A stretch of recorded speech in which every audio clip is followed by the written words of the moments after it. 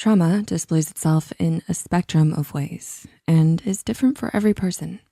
When interacting with someone that has been through hard times, you may notice something is off, but have a hard time putting your finger on it. In this video, we're going to be looking at 7 common ways that trauma shows itself. They are uncomfortable with people. Someone struggling with trauma may have many signs similar to social anxiety, and perhaps that can be a part of it. Psychotherapist Katie Gillis states that people who grew up in unstable and chaotic environments that constantly required them to be on their toes can continue these trends later in life. Things like going out in crowded places, answering phone calls, or having an unexpected visitor at the door can lead to stress, especially when they haven't had time to prepare. Gillis explains that this may arise from situations where they have consistently had their boundaries violated or were put on the spot. Various social situations can mimic these traumatic moments where they were berated, hurt, or humiliated in the past, and they will do their best to avoid it.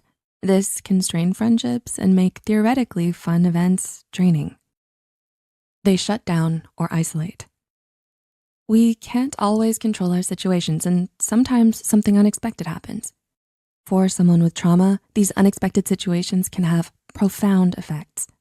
One of the ways they may deal with them is by shutting down. Psychotherapist Katie Gillis says that it's common for these people to go quiet in social situations.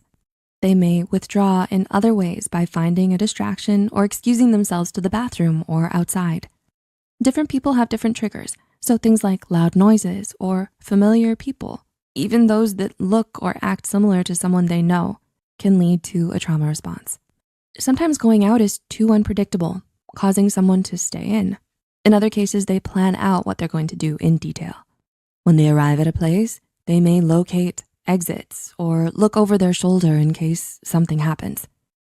This level of preparation can be exhausting, and still something unexpected can happen that can be difficult to cope with. They have compulsions. Trauma can lead to compulsory behavior. According to the Chicago Behavioral Hospital, this may mean substance abuse. Drinking excessively and using drugs are common, but also other habits like overeating. Katie Gillis gives another example of a compulsion where some people with trauma will maintain a certain level of physical distance from people they interact with, getting uncomfortable the closer the person is. Compulsions can be a coping mechanism to mask uncomfortable feelings, but also a preventative measure to prevent these feelings from happening in the first place. Sue and Stone from the Australian Journal of General Practice explain that relationships can be affected as well. People who have suffered from trauma, especially early on, may have intense love-hate relationships with people, which can lead to them being victims of abuse or even perpetrators of it. They deal with physical symptoms. Mental health and physical health are related. A Psych Guides article explains how dealing with trauma can manifest itself physically. While your overall appearance may be affected, looking pale and lethargic, it's also possible to have sexual problems, aches, pains, and difficulty sleeping. These issues can increase during stressful periods, making it harder to function physically on top of your mental state. An article from the Lake Behavioral Hospital explains how people diagnosed with post-traumatic stress disorder, PTSD, have neurological changes which can affect metabolism, neurotransmitter levels, and neuron health, which can have more direct impact on your physical health. They excessively apologize. Psych Guides goes on to say that talking to someone with trauma can be a unique experience. They may appear disoriented or respond oddly to others. Apologizing constantly, even over things that the person with trauma has no control over, is also common. Psychotherapist Katie Gillis explains that this may be a response to growing up in a highly critical environment where everything is made to be your fault.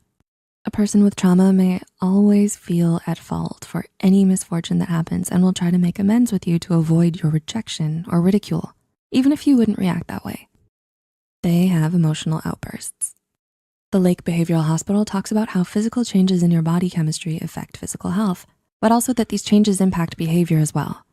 They state that changes to the amygdala, hippocampus, and anterior cingulate cortex can impact your memory and emotional reactions.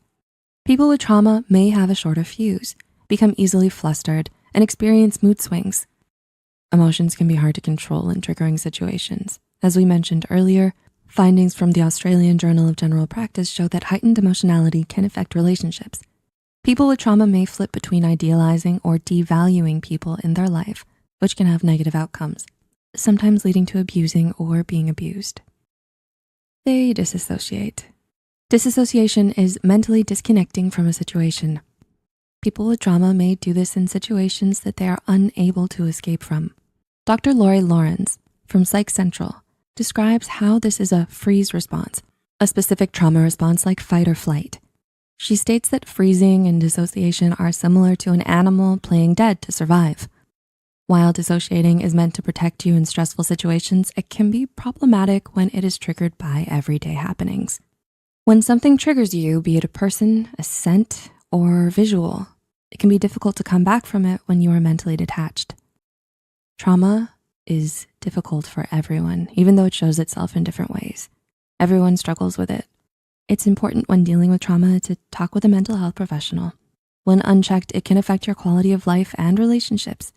A qualified mental health professional can help work through these hard times and give you the tools and skills to better manage and process these feelings. Thank you for watching this video. If you enjoyed it, please give it a like and share it with someone you think will benefit from it. Let us know your thoughts on it in the comment section. Remember to subscribe to Psych2Go to keep up with our content, and take care.